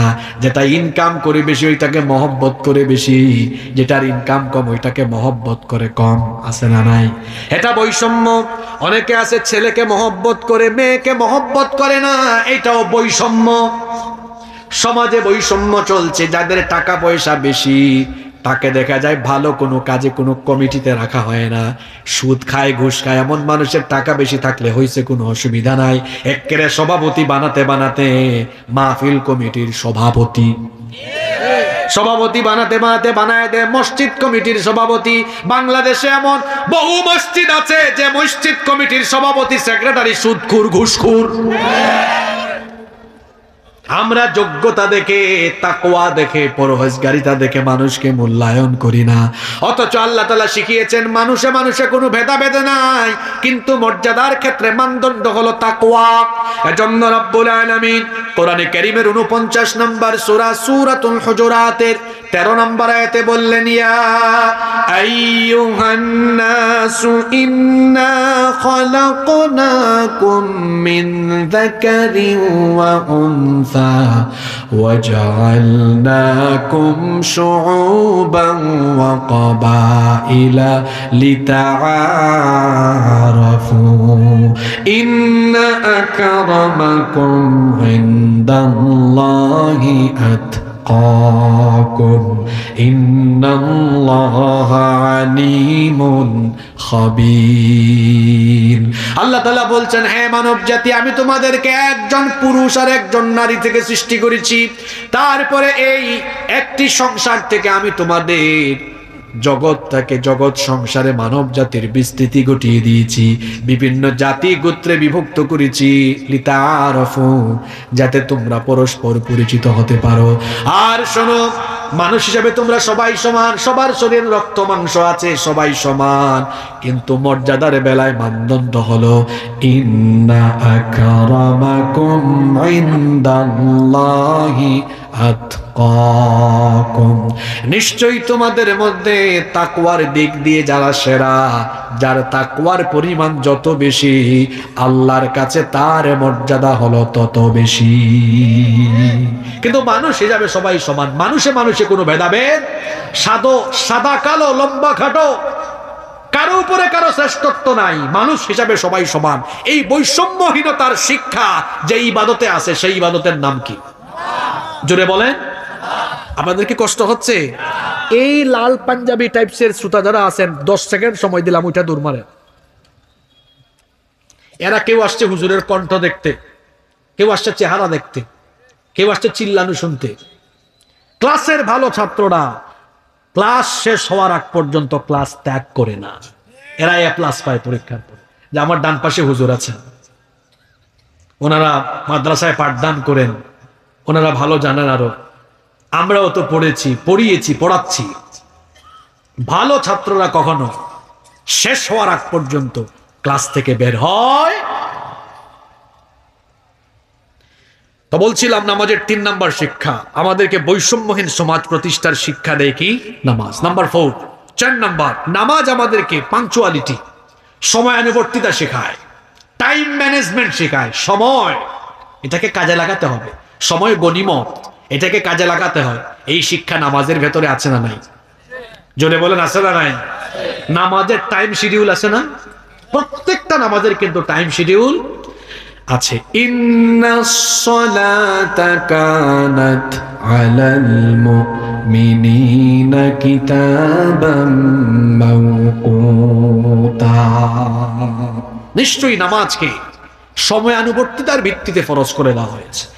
কেউ যদি ফজরের নামাজ বিকাল 3টায় আদায় করতে চায়, হবে নাকি? জোহরের নামাজ যদি কেউ রাত 10টায় আদায় করতে চায়, হবে না। কারণ 5 ওয়াক্ত নামাজের জন্য সুনির্দিষ্ট সময় আছে না নাই? জোরে বলেন, আছে না নাই? এখন আপনাদের গ্রামের, আপনাদের এলাকার মসজিদে যদি ফজরের নামাজের সময় হয়ে যায়, ইমাম সাহেব কিংবা মুসল্লিরা কি সময় হয়ে গেলে এলাকার কোনো প্রভাবশালী ব্যক্তির জন্য অপেক্ষা করবেন নাকি? জোরে বলেন। বা কোনো প্রভাবশালী ব্যক্তি যদি বলে, এলাকার মানুষ শোনেন, আজকে আমার জন্য 10 মিনিট পরে নামাজ আদায় করেন, কেউ মানবে? জোরে বলেন। এই শিক্ষা কোন ইবাদতে আছে? আপনারা নামাজের বাইরে আনতে পারছেন? এটা মাহফিল তো আনতে পারেন নাই। বহু মাহফিলে বক্তা বসিয়ে রেখে, শ্রোতা বসিয়ে রেখে কয় 10টা মিনিট অপেক্ষা করেন, আমাদের অমুক প্রভাবশালী অতিথি আছে। আছে না? টাইম ম্যানেজমেন্টের শিক্ষা আছে? কোথাও নাই। পৃথিবীতে যারা উন্নত হয়েছে, এরা সময়কে কাজে লাগিয়েছে। আজকের জাপান কত উন্নত, এরা সময়ানুবর্তিতা আছে। আমার দেশের সিস্টেম কেমন জানেন? 9টার গাড়ি কয়টায় ছাড়ে কেউ জানে না, 9টার ট্রেন কয়টায় যায় কেউ জানে না। এক যাত্রী ট্রেনে সফর করছে, ট্রেন হলো 9টায়, লাগেজ টাগেজ নিয়ে বসে আছে। এই তো 9টা বাজার 10 মিনিট আগে আফসোস করে বলতেছে, বাংলাদেশ ভাই জানি না আসছি কোন সময় যে ট্রেনটা ছাড়ে। হঠাৎ করে হুইসেল শুনছে, ভাবছে আরে বাংলাদেশে এটা সম্ভব, হ্যাঁ টাইম মতো ট্রেন চলে আসছে। খুশি হয়ে লাগেজ টান মেরে দৌড় মারবে, আর একজন পাশে থেকে আটকাই দিছে, ভাই বসেন, এটা গতকাল 9টার ট্রেন, আজকে 9টায় আসছে। কি বলেন, এরকম আছে না নাই? এই জাতি, এই মুসলমান জাতিকে প্রত্যেকদিন 5 ওয়াক্ত টাইমে টাইমে ডেকে টাইম ম্যানেজমেন্ট শেখানো হয়, অথচ তাদের জীবনে সময়ের কোনো মূল্যায়ন। পরীক্ষার আগে কেউ পড়াশোনা করলো না, তারপরে পরীক্ষার রেজাল্ট হাতে পেয়ে আফসোস করল, ইস যদি আরেকটু পড়তাম ভালো রেজাল্ট করতাম। তখন আফসোস করে লাভ হবে? এজন্য সময় থাকতে সময়কে কাজে লাগাতে হয়। আরবিতে একটি প্রবাদ আছে, আল ওয়াক্তু কাসসাইফ, সময় হলো ধারালো তরবারির মতো, ইল্লাম তাকতাহু ফাইন্নাহু কাতাআক, এটাকে আপনি ক্ষতবিক্ষত করতে পারবেন না, কিন্তু সময়ের অপব্যবহার করলে আপনার জীবন ক্ষতবিক্ষত হয়ে যাবে। মানুষের জীবনের সবচাইতে গুরুত্বপূর্ণ সম্পদ হলো সময়। সময়কে কাজে লাগিয়ে সম্পদশালী হওয়া যায়, কিন্তু গোটা পৃথিবীর সম্পদ দিয়ে জীবনের ফেলে আসা সময়কে আর ফিরিয়ে আনা যায়? এই জন্য সময় থাকতে সময়ের মূল্যায়ন করতে হবে। কিয়ামতের দিন জাহান্নামীরা সময়ের ব্যাপারে আফসোস করবে, ইয়াকুলু ইয়া লাইতানি কদ্দামতু লিহায়াতি, আফসোস করে তখন লাভ হবে? কোনো লাভ হবে না। এই জন্য সময়কে কাজে লাগান। যুবক ভাইদেরকে, ছাত্র ভাইদেরকে বলবো, এই মোবাইলের পেছনের সময় নষ্ট করা বন্ধ করো, পড়ার টেবিলে মনোযোগী হও। তোমরা যে পরিমাণ সময় ছাত্ররা মোবাইলের পিছনে ব্যয় করো, আল্লাহর কসম এই পরিমাণ সময় যদি তোমরা পড়ার টেবিলে জ্ঞান চর্চা গবেষণায় কাটিয়ে দিতে, আমার দেশে ঘরে ঘরে বিজ্ঞানীর জন্ম হতো। ওরা কি করেছে? ইহুদিরা, মুশরিকরা এগুলো আবিষ্কার করে তোমাদের হাতে ধরায় দেয়, আর তোমরা এগুলো নিয়ে পড়ে থাকো। তোমরা পাবজি খেলাও, ফেসবুক, ইউটিউব, ইনস্টাগ্রামে থাকো, আর ওরা তোমাদেরকে দিয়ে ব্যবসা করে। বলবেন হুজুর বুঝি নাই। তো তুমি যে পাবজি খেলাও, তুমি যে ফেসবুক, ইনস্টাগ্রাম, গুগল সব চালাও, মাগনা বিনা পয়সায় চালাও নাকি? সব তাদের অ্যাকাউন্টে গিয়ে যাচ্ছে। পৃথিবীতে জ্ঞান দিয়ে অনেক বড় হওয়া যায়। ইহুদিরা, মুশরিকরা জ্ঞানের জগতে শ্রেষ্ঠত্ব স্থাপন করার কারণে গোটা পৃথিবীর ব্যবসা, বাণিজ্য, প্রযুক্তি সব তাদের হাতে, আর মুসলমানের সন্তানরা তাদের বানানো তাদের জিনিসগুলো নিয়ে পড়ে আছে। তারা নিজেরা জ্ঞান চর্চায় গবেষণায় এগিয়ে, তারাও যে আবিষ্কারে এগিয়ে যাবে এই কোনো চিন্তা ভাবনাই মুসলমানের সন্তানের ভেতরে নাই। সময়কে কাজে লাগাও ভাই। ছাত্রদেরকে আমি অনুরোধ করছি, তোমরা কমপক্ষে 6 ঘন্টা প্রতিদিন পড়াশোনা করো। কমপক্ষে কয় ঘন্টা? কমপক্ষে কয় ঘন্টা? 6 ঘন্টা। ব্যবসায়ী ভাইয়েরা, আমার আব্বাজানরা, বাবাজানরা, আপনাদেরকে বলছি, বাবারা সময় থাকতে সময় কাজে লাগা। শরীরটা তো ঠিক আছে, এখন রুকু দিচ্ছেন না, সাজদা দিচ্ছেন না। বুড়ো হলে বলবে না, আরে কোমরের সমস্যা, বেশিক্ষণ নামাজে দাঁড়াইতে পারি না। সময় যখন ছিল তখন তো দিলেন না, সময় যখন ছিল তখন তো দিলেন না। এখন ইয়াং বয়সে দেন, বুড়া হয়ে যখন পারবেন না, আল্লাহ সওয়াব পুষায় দিবেন। ফেরেশতাকে বলবেন, দেখি আমল নামাজে লিখতেছিস, একটু ব্যাক, পেছন ফিরে যা, দেখ তার যৌবনকালে, যুবককালের ইবাদত কেমন। ফেরেশতা বলে, আল্লাহ যৌবনকালে একদম লম্বা সময় তাহাজ্জুদ পড়তো, 5 ওয়াক্ত নামাজ ঠিকঠাক পড়তো, এখন বুড়া হয়েছে দেখে পারে না, বেশিক্ষণ পারে না। আল্লাহ বলবেন, যৌবনকালে আমার এত ইবাদত করলো, এই সময়ে তার একটু বোনাস বাড়ায় দে, এখন যদি সময় একটু কমও দে, সওয়াবটা যৌবনকালের মতো দিয়ে দে। সুবহানাল্লাহ। যৌবনকালকে মূল্যায়ন করতে হবে, সময়। আর যুবকদের ব্যাপারে ইমাম কুরতুবী রাহিমাহুল্লাহর একটা কথা আমার এখন মনে পড়লো। ইমাম কুরতুবী রাহিমাহুল্লাহ কতই চমৎকার করে বলেছেন, যৌবন হলো কচু পাতার পানির মতো। কচু পাতা, কচু গাছ আছে না আপনার এলাকায়? আছে তো। আজকে যে লতি খাওয়াইলো, আপনাদের এলাকায় লতি আছে মনে হয় অনেক, লতিগুলো অনেক মজাও। তো এই যে কচু পাতায় পানি, যুবক ভাইরা বলেন তো, কচু পাতায় পানি পড়লে বেশিক্ষণ থাকে? টলমল করে যে কোনো মুহূর্তে পড়ে যেতে পারে। যৌবনকালকে ইমাম কুরতুবী রাহিমাহুল্লাহ কচু পাতার পানির সঙ্গে এজন্য তুলনা করেছেন, কচু পাতার পানি যেমন যে কোনো মুহূর্তে পড়ে যেতে পারে, ঠিক তেমনি চরিত্র বিধ্বংসী, চতুর্দিকে যে চরিত্র বিধ্বংসী উপাদান আছে, এগুলোর দ্বারা আক্রান্ত হয়ে যৌবনকালও যে কোনো মুহূর্তে ধ্বংস হয়ে যেতে। যৌবনকালকে মূল্যায়ন করতে হবে, কারণ youth is called the golden season of human life. যৌবনকালকে বলা হয় মানুষের জীবনের সোনালী সময়। এই সময়কে যারা কাজে লাগাবে এরা এস্টাবলিশড হবে, প্রতিষ্ঠিত হবে, দুনিয়াতে সম্মানিত হবে, আখিরাতে সম্মানিত হবে। এজন্য সময়কে কাজে লাগাবো। পারবো তো ইনশাআল্লাহ? বাকি পয়েন্টগুলো গুরুত্বপূর্ণ, আমি সময় চেয়ে নিই। আপনারা কি আমাকে 15 থেকে 16 মিনিট সময় ধৈর্য ধরে দিতে পারবেন? পারবেন? নাম্বার 5 নাম্বার, নামাজ আমাদেরকে আনুগত্য আর বন্দেগীর শিক্ষা দেয়। এই যে আমরা প্রতিদিন 5 ওয়াক্ত আজান হলে নামাজে চলে আসতেছি, হুকুম মানতেছি কার? জোরে বলেন, হুকুম মানতেছি কার? এই যে আল্লাহর ইবাদত করলাম, এই রকম ইবাদত করতে হবে। কতদিন আল্লাহ বলছেন এই রকম বিধান মানতে হবে, ওয়া'বুদ রাব্বাকা হাত্তা ইয়াতিয়াকাল ইয়াকিন। আল্লাহ বলছেন তোমার কাছে মৃত্যু আসার আগ পর্যন্ত তুমি আল্লাহর ইবাদত করবে।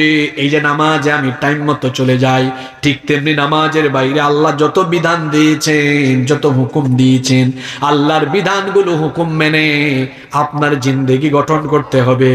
আপনার জিন্দেগি আল্লাহর বিধান মতো হোক, এই শিক্ষা নামাজের ভেতরে আমাদেরকে দিয়েছেন কে? আরো জোরে বলেন কে? নাম্বার 6, 6 নম্বর, নামাজের 6 নম্বর শিক্ষা হলো নামাজ আমাদেরকে পর্দার শিক্ষা দেয়। নামাজ আমাদেরকে কিসের শিক্ষা দেয়? ওই যে একটু আগে আমার পেছন থেকে কোনো একজন বললেন সতর ঢাকা। নামাজে সতর ঢাকা নফল না ফরজ? জোরে বলতে হবে। নামাজে দেখা যায় একজন মহিলা পর্দা করছে, কিন্তু এই মহিলা, অনেক নামাজি মহিলাও আছে, যখন নামাজ শেষ করে বাড়ি থেকে বের হয় বেপর্দা হয়ে বের হয়। আবার অনেক নামাজি ভাইও আছে, এরা নামাজে আসে 5 ওয়াক্ত নামাজ পড়ে, কিন্তু তার ঘরের বউকে, তার ঘরের নারীদেরকে বেপর্দায় রেখে দেয়। এমন আছে না নাই? এখন তো বহু পুরুষ ব্যক্তি এমন আছে, এরা পুরুষ নামের কলঙ্ক। এখন অনেকে বউকে দিয়ে ব্যবসা করে, ফেসবুকে ইউটিউবে তারা কাপল ব্লগের ভিডিও বানায়। এটা চাচারা জানবেন না, যুবকরা বুঝে। যেই সকল ছেলেরা, যেই সকল পুরুষরা বউ দিয়ে ব্যবসা করে, এরা পুরুষ নয়, এরা হলো পুরুষ নামের কলঙ্ক। যে ব্যক্তি তার ঘরের নারীদেরকে পর্দায় রাখে না, এর পরিচয় হলো দাইয়ুস। দাইয়ুস কখনো আল্লাহর জান্নাতে যেতে পারবে? দাইয়ুস হওয়ার থেকে আপনাকে সেফ রাখতে হবে। একজন নারী বেপর্দা থাকার পেছনে 4 জন পুরুষ দায়ী। জোরে বলেন কয়জন? দেখেন তো এই 4 শ্রেণীর বাইরে আপনি আছেন কিনা। এক হলো স্বামী, স্বামীর গাফলতির কারণে স্ত্রী বেপর্দায় চলে যায়। 2 হলো পিতা, বাবার গাফলতির কারণে মেয়ে বেপর্দা হয়ে যায়। 3 হলো বড় ভাই, বড় ভাইয়ের গাফলতির কারণে ওই ঘরের বোন বেপর্দা হয়ে যায়। 4 হলো বড় ছেলে, বড় ছেলের গাফলতির কারণে সেই ঘরের নারীরা বেপর্দা হয়ে যেতে পারে। আমি, আপনি, আমরা সবাই এই 4 ক্যাটাগরির বাহিরে না ভিতরে? কথা বলেন না কেন? তাহলে ঘরের নারীদেরকে পর্দায় রাখবেন তো। নাম্বার 7, নামাজের 7 নম্বর শিক্ষা হলো নামাজ আমাদেরকে ডিসিপ্লিন শেখায়, শৃঙ্খলা শেখায়। এই যে এখানে বসে আছেন এক একজন এক এক দিকে, কিন্তু এখানে যদি নামাজের জামাত করা হয়, একামতের পরে কি এরকম থাকবে না সবাই লাইন ধরে দাঁড়ায় যাবে? কত সুন্দর দৃশ্য। আমাদের দেশে আমল নাই, হুজুররা এটা বলেন না। কিছু কিছু মসজিদে বাংলায় বলেন কাতার সোজা করুন, মোবাইল বন্ধ রাখুন। কিন্তু নবীজি কি করতেন? ইকামতের পরে মুসল্লিদের দিকে মুখ ফিরিয়ে বলতেন, ইস্তাউ ইস্তাউ ওয়াকিমু সুফুফাকুম ওয়াতাদিলু, আকিমু সুফুফাকুম ওয়াতারাসু ওয়াসুদ্দুল খালাল ফাইন্না তাসওয়িয়াতাস সুফুফি মিন তামামিস সালাহ। বিনয়ী হও, কাঁধে কাঁধ লাগাও, কাতার সোজা করো। ইমাম সাহেব মুসল্লিদেরকে বলছেন, সবাই লাইন ধরে দাঁড়িয়ে গেল। সুবহানাল্লাহ। এই ডিসিপ্লিন নামাজে আছে। আর বাঙালি এত খারাপ, কোথাও ডিসিপ্লিন নাই। রাস্তায় যান, মোটর সাইকেল, বাস ওভারটেক করতে চায়, প্রাইভেট কার ওভারটেক করতে চায়। সে জানে না তার 2 চাক্কার এই হালকা গাড়িকে 4 চাক্কার বাস, 6 চাক্কার বাস একটু ঠেলা মারলে ধান খেতে গিয়ে পড়বে। আমি বলি কি, যার মরণের খায়েশ জাগে সে এরকম করে। আমি কি কথা ভুল বলেছি? জয়পুরহাট হাইওয়ে আছে না, এখানে দেখবেন মাঝে মাঝে এমন কিছু পুলাপান পাওয়া যায়, ভুম ভুম ভুম ভুম, পাগলা। এরা আমি পাগলা বললাম এই কারণে, মোটর সাইকেল অ্যাক্সিডেন্ট বড় মারাত্মক। বেঁচে থাকলে পঙ্গু, আর মরলে হাত একদিকে, পা একদিকে, মগজ একদিকে, শরীর আর একদিকে। কথা কি ভুল বললাম? ডিসিপ্লিন নাই। রিক্সাওয়ালা সিএনজি কে ওভারটেক করে, রিক্সার লাইন একদিকে, রিক্সা উঠে যায় প্রাইভেট কারের লাইনে। ট্রাকের লাইন একদিকে, ট্রাক চলে যায় বাসের লাইনে। বিশৃঙ্খলা আছে না নাই? কোথাও বলা হলো লাইন ধরে দাঁড়ান, লাইন বাঁকা করে দেয়। এত বিশৃঙ্খলা এই দেশে। যারা বিমানে যাতায়াত করেন, দেখবেন বিমান যখন ল্যান্ড করে, ককপিট থেকে ক্যাপ্টেন কিংবা কেবিন থেকে কেবিন ক্রু বলেন, সম্মানিত যাত্রীবৃন্দ, বিমান পুরোপুরি থামার আগ পর্যন্ত কেউ নিজ নিজ আসন থেকে উঠবেন না, নিজ নিজ আসনে বসেন। বাঙালি কি এর বসে থাকবে, খালি ল্যান্ড করতে দেরি হয়েছে, একদম সিট বেল্ট খুলে লাগেজটা টানাটানি করে বের হওয়ার জন্য তারা পাগল হয়ে যায়। দিকে দিকে বিশৃঙ্খলা। কোথাও যদি বলা হয় ভাই একটু লাইন ধরে দাঁড়ান, তেমন একটা আরেকটারে খালি খুঁচায়। লাইন ধরে দাঁড়াইছে, এমন শয়তানি করে ভাই ভাই ওই দেখেন ওরে ওইদিকে তাকাইয়া ও আরো তিনজনের আগে যায়। আপনাদেরকে হাসানোর জন্য বলছি না, এই বিশৃঙ্খলাগুলো চতুর্দিকে আছে না নাই?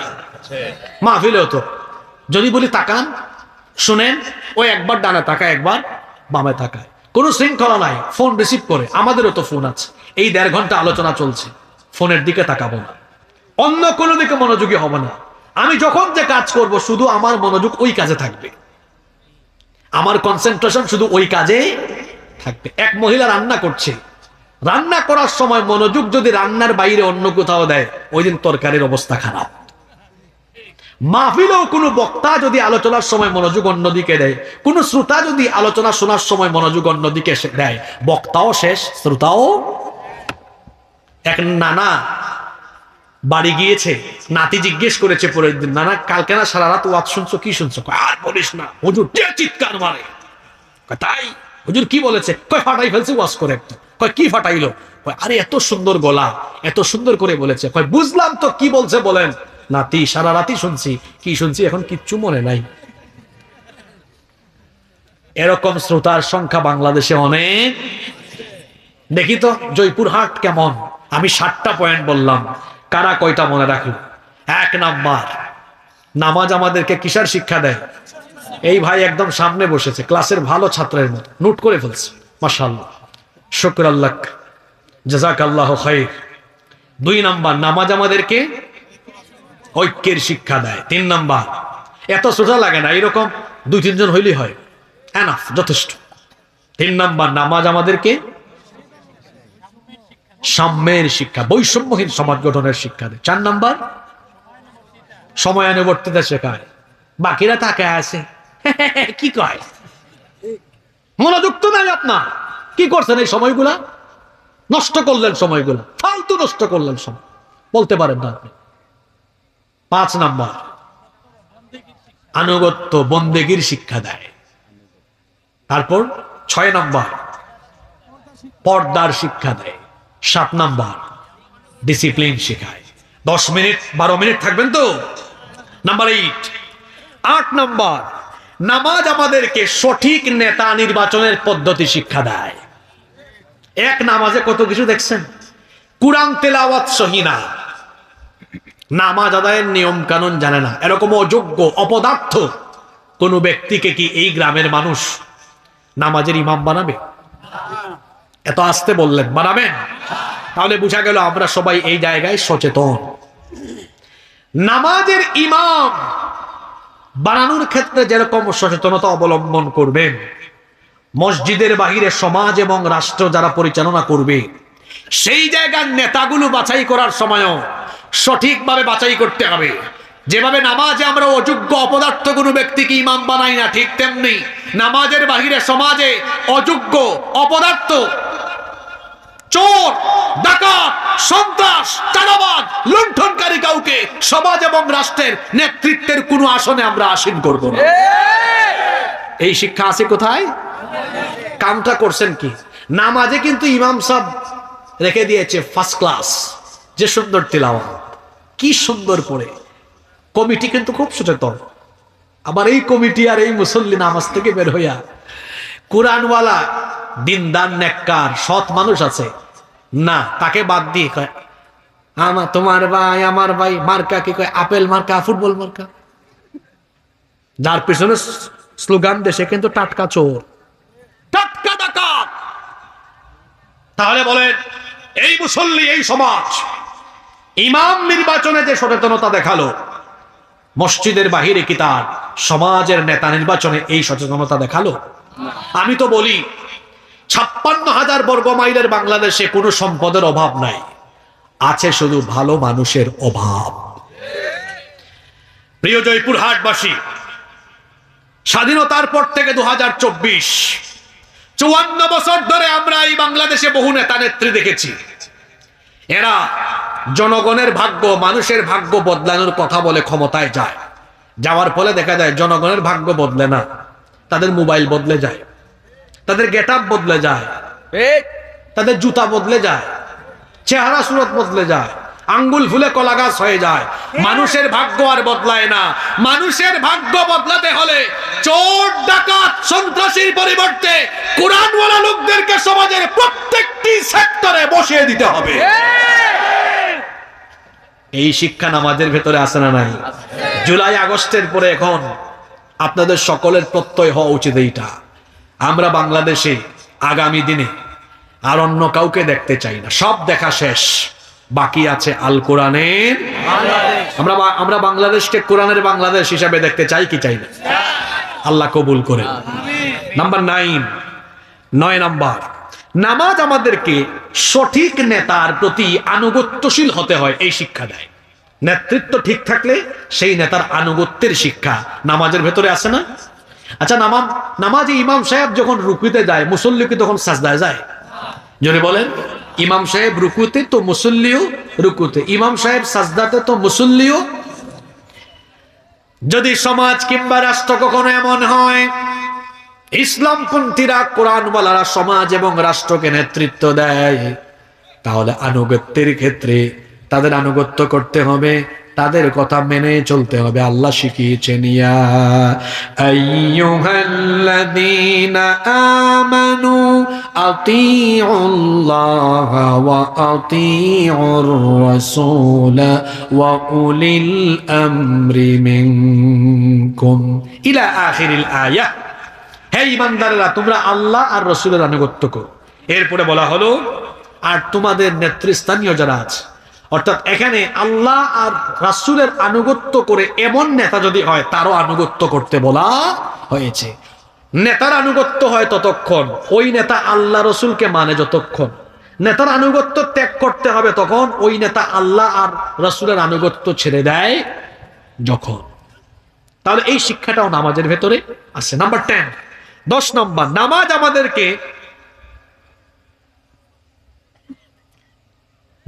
আমাদেরকে নেতৃত্বে ভুল থাকলে সংশোধন হওয়ার শিক্ষা দেয়। আপনার নামাজে ইমাম সাহেব বললেন আল্লাহু আকবার, নামাজ শুরু করছেন এভাবে, আর রহমানু আল্লামাল কুরআন খালাকাল ইনসানা আল্লামাহুল বায়ান, একেবারে চাষাবাদ করে এমন কোন কৃষক বাবাও যদি নামাজে থাকেন, তিনি পিছন থেকে নিন্দা জানাবেন, আলহামদুলিল্লাহি রাব্বিল আলামিন, প্রতিবাদ হয়ে যাচ্ছে, মানে লোকমা দিচ্ছেন, ঠিক করে দিচ্ছেন। নামাজে যদি ইমাম সাহেব ভুল পড়েন, পিছন থেকে কি মুসল্লি লোকমা দেয় না? কথা বলেন, দেয় কিনা? মুসলমানরা হবে এইরকম, তার সমাজে কোন নেতা যদি জুলুম করে, অন্যায় করে, সে চুপ থাকবে না, প্রতিবাদের ভাষায় গর্জে উঠবে। এই শিক্ষা নামাজে আছে না নাই? কিন্তু দেশের অনেক ক্রান্তিকালীন সময়ে, এখন তো ফেসবুকে বলেন, অনলাইনে বলেন, অফলাইনে বলেন, মুজাহিদের অভাব নেই।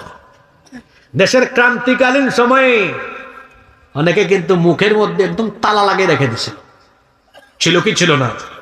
হিকমতের দোহাই দিয়ে সত্য কথাগুলো বলতে পারে। জালিমের সামনে সত্য কথা বলতে পারো একটা জিহাদ। কোথাও কোনো অন্যায় হলে বলে ফেলতে হবে। এই যে বর্তমান ইউনূস সরকার, যেখানে ভুল করবে সেখানেই বলতে হবে। আমি আজকেও আমার ফেসবুক পেজে লিখেছি, এই সরকার, বর্তমান এই সরকার আইন শৃঙ্খলা পরিস্থিতি নিয়ন্ত্রণে সম্পূর্ণ ব্যর্থ হয়েছে, এবং তারা অনেক ক্ষেত্রে ব্যর্থ। ফ্যাসিস্টদের, দূষরদেরকে তারা পুনর্বাসন করেছে, বিপ্লবের চেতনাকে তারা ক্ষুণ্ণ করেছে। ওই যে আগেই বললাম, বিপ্লবী চেতনাকে ধারণ না করে তারা উল্টু প্রথম আলো আর ডেইলি স্টারের প্রোডাক্ট যারা, এদেরকে সেট করে দিয়েছে। সাবধান করছি, ভারতপন্থী এবং প্রথম আলো আর ডেইলি স্টারের প্রোডাক্ট যারা, এদেরকে দিয়ে বাংলাদেশে কোনো অস্থিতিশীল পরিস্থিতি সৃষ্টি করার কোনো অপচেষ্টা করা হলে এই বাংলাদেশের মানুষ সেটাকে অত্যন্ত তুমুল ভাবে প্রতিরোধ করবে। সম্মানিত উপস্থিতি, নামাজের 11 নম্বর শিক্ষা হলো ভুল নেতৃত্ব পরিবর্তনের শিক্ষাও নামাজ আমাদেরকে দেয়। ইমাম সাহেবকে লুকমা দিচ্ছে, গুনাহ। আমার ইস্তেগফারের কোনো টাইম নাই। খামাখা কথা বলে, অযথাই কথা বলে, সময় নষ্ট করে। জবান হেফাজতের ব্যাপারে কোরআনে অনেক কথা আছে, হাদিসেও অনেক কথা আছে। জবানের হেফাজতকারীরা আল্লাহর নবীর জান্নাতের সুপারিশ পাবে। জবানের হেফাজত করবেন, জবানটাকে কাজে লাগাবেন।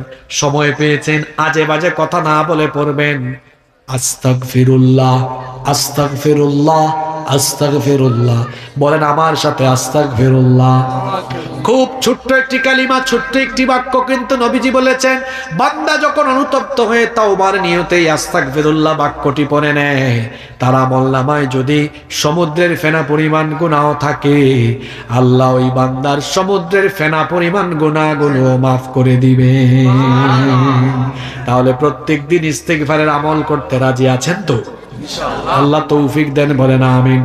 নামাজের 14 নম্বর শিক্ষা হলো নামাজ আমাদেরকে নিয়ন্ত্রিত জীবন যাপনের শিক্ষা দেয়। নিয়ন্ত্রিত জীবন যাপন, চোখের নিয়ন্ত্রণ, জবানের নিয়ন্ত্রণ, হাতের নিয়ন্ত্রণ, পায়ের নিয়ন্ত্রণ। এই শিক্ষা কোথায় আছে? নামাজে দাঁড়ায় কি তার চক্ষুকে ডানে একবার, বামে একবার, পিছনে একবার দেয়। চক্ষু থাকে কোথায়? অবশ্য কিছু মুসল্লি আছে, হ্যাঁ বাপরে বাপ, সাংঘাতিক। নামাজে দাঁড়ায় ঘড়ির টাইম দেখে, ফ্যান গুনে। 2 বন্ধু মসজিদে ঢুকেছে, বের হওয়ার পরে একটা কয়, দোস্ত দেখছ কত বড় মসজিদ, 103টা ফ্যান। কয় তুই গুনলে কেমনে? কয় হুজুর করছে, হুজুরের কাম, আমি করছি আমার কাম। এসিটা কোন কোম্পানির না, এইটাও দেখে। ইন্না লিল্লাহি ওয়া ইন্না ইলাইহি রাজিউন। শুধু কি তাই, আমার একটা ঘটনা মনে পড়ল। 6-7 বছর আগে তাকবীরে উলা ছুটে গেল, আসরের নামাজ। এক মসজিদে ঢুকেছি, তো আমি গিয়ে তার পাশে দাঁড়াবো। এই মুসল্লি কি করছে, আমার দিকে এমনি তাকায়। আমি বুঝছি নামাজে কোনো খুশু নাই। আমিও তার মাথা ধরে বললাম, আমার দিকে না, ওই দিকে তাকান। তো নামাজে চোখের নিয়ন্ত্রণ আছে। এই শিক্ষাটা নামাজের বাইরে আনা। জরিনা সকিনা আপনার সামনে দিয়ে যাবে, কিন্তু আমার চক্ষু জরিনার দিকে যাবে না, সকিনার দিকে যাবে না। কারণ আল্লাহ বলেছেন কুল্লিল মুমিনিনা ইয়াগুদ্দু মিন আবসারিহিম। একই কথা আল্লাহ নারীদেরকেও বলেছেন ওয়া কুল্লিল মুমিনাতি ইয়াগুদ্দুনা মিন আবসারিহিন্না। মুমিন পুরুষ পরনারী থেকে তার চক্ষুকে হেফাজত করবে, মুমিনা নারীও তার চক্ষুকে পর পুরুষ থেকে হেফাজত করবে। এই শিক্ষাটা নামাজের ভেতরে আছে। আমার সামনে দিয়ে কোনো নারী হেঁটে যাবে, কিংবা কোনো অশ্লীল বিলবোর্ড, সাইনবোর্ড, বিজ্ঞাপন বা মোবাইল ফোন হাতে নিলে আজে বাজে ছবি বা ভিডিও আসবে, তখন আমি আমার চক্ষুকে হেফাজত করব। চক্ষুকে আমি নিম্নগামী করে দিব, রক্ষা করব। যাকে ভয় করে তিনি কি? আল্লাহ। আরো জোরে বলেন, তিনি কি? আল্লাহ। কালো চশমা পরে চোখের ফাঁক দিয়ে কি দেখেন কেউ জানে না, চোখের খেয়ানত আল্লাহ জানেন। ইয়ালামু খাইনাতাল আয়ুনি ওয়া মা তুখফিস সুদূর। চোখের যে খেয়ানত হয়, সেই খেয়ানতের কথা কেউ জানে না। চোখের খেয়ানত যিনি জানেন তিনি কি? চক্ষুকে বলা হয় হৃদয়ের আয়না। আল্লামা কুরতুবী রাহমাতুল্লাহ আলাইহি কত না সুন্দর করে কথাটা তিনি বলেছেন। চক্ষু হলো হৃদয়ের আয়না। মানুষ চক্ষু দিয়ে কোনো জিনিস দেখার পরে ওইটা ভাবে, যদি সেটা খারাপ হয় তো খারাপ ভাবতে ভাবতে খারাপ কাজ করে ফেলে। এই জন্য চোখের হেফাজতের কথা বারবার বলা হয়েছে। নবীজি সাইয়্যিদিনা আলী রাদিয়াল্লাহু আনহুকে বললেন লা তুতবিউন নাযরাতান নাযরা, দৃষ্টির পরে দৃষ্টি দিও না। ফা ইন্না লাকাল উলা ওয়া লাইসাত লাহাল ফা ইন্না লাকাল উলা ওয়া লাইসা লাহাল ওয়া লাইসা লাকাল আখিরা। প্রথমটা হলো তোমার দৃষ্টি, কিন্তু পরেরটা তোমার দৃষ্টি নয়, ওইটা শয়তানের দৃষ্টি। প্রথমটা ক্ষমার যোগ্য, কিন্তু দ্বিতীয়টা ক্ষমার যোগ্য নয়। এখন যুবকরা এই হাদিস শুনে ফজিলত যেন মনে না করে, হুজুর যেহেতু বলছে প্রথমবার তাকানো যাবে, জরিনা সকিনা যাই যাবে, প্রথমবার সুযোগটা কাজে লাগাই ফেলবো। বুঝতে হবে কথা, এটা অনিচ্ছাকৃতভাবে যদি কোথাও চক্ষু চলে যায়, মোবাইল হাতে নিয়েছেন, ইউটিউবে ঢুকলেন, কোনো একটা জিনিস, কোনো একটা ভিডিও দেখবেন, কোনো একটা ওয়াজ শুনবেন, তিলাওয়াত শুনবেন, কিন্তু খোলা মাত্রই আজে বাজে ভিডিও চলে আসছে, একবার চক্ষু গেল ভুলবশত, খবরদার দ্বিতীয়বার দেওয়া যাবে না, নিষেধ করেছেন কে? চোখের হেফাজতকারীদের চোখে নূর দেওয়া হয়, অন্তরে নূর দেওয়া হয়, এদের অন্তর পবিত্র রেখে দেন কে? এজন্য অন্য হাদিসে এসেছে যারা চোখের হেফাজত করতে পারে আল্লাহ তাদেরকে ঈমান এবং ইবাদতের স্বাদ আস্বাদন করার যোগ্যতা দান করে দেন। সময় বড় কম, সেদিকে গেলাম না। নাম্বার 15, 15 এবং সর্বশেষ হলো, কথায় আছে শেষ ভালো যার সব ভালো। নামাজের 15 এবং সর্বশেষ শিক্ষা হলো, নামাজ আমাদেরকে কোরআনময় জিন্দেগি গঠনের শিক্ষা দেয়। নামাজের ভেতরে কয়টা কিতাব থেকে তিলাওয়াত হয়? নাকি আপনাদের এলাকায় ইমাম সাহেব আল্লাহু আকবার বলে বুখারী তেলাওয়াত আরম্ভ করেন? হ্যাঁ, আল্লাহু আকবার। عن أبي هريرة رضي الله عنه قال قال رسول الله صلى الله عليه وسلم। এভাবে না, বরং শুরু করি, আল্লাহর কিতাব আরম্ভ হয়, আলহামদুলিল্লাহি রাব্বিল আলামিন আর রহমানির রহিম মালিকি ইয়াউমিদ্দিন ইয়্যাকা না'বুদু ওয়া ইয়্যাকা নাস্তাঈন ইহদিনাস সিরাতাল মুস্তাকিম সিরাতাল লাযীনা আন'আমতা আলাইহিম গায়রিল মাগদুবি আলাইহিম ওয়ালাদ-দাল্লিন।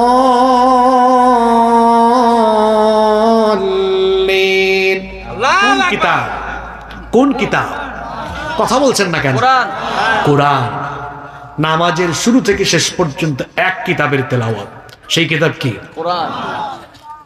কি শিক্ষা পেলেন? নামাজে যেমন মুসলমান কোরআন তেলাওয়াত করবে, কোরআনই পড়বে, ঠিক তেমনি নামাজের বাহিরে নামাজের বাহিরে মানুষ কোরআনের আইন ছাড়া অন্য কোনো আইন মানবে না, মানুষের আইন মানবে না, বরং নামাজের বাইরে আল্লাহর কোরআনের বিধান প্রতিষ্ঠার জন্য প্রাণান্তকর প্রচেষ্টা অর্থাৎ জিহাদ ফি সাবিলিল্লাহর কাজে সম্পৃক্ত থাকবে। এটা কিসের শিক্ষা? নামাজের শিক্ষা। কিসের শিক্ষা? আহা, শেষ কথা বলে যায়, আমার রাসূল কি করলেন? মসজিদে নববীতে ইমামতি করলেন, মসজিদে নববীতে নামাজে কোরআন তেলাওয়াত করলেন, মসজিদে নববীতে আহলে সুফফা যারা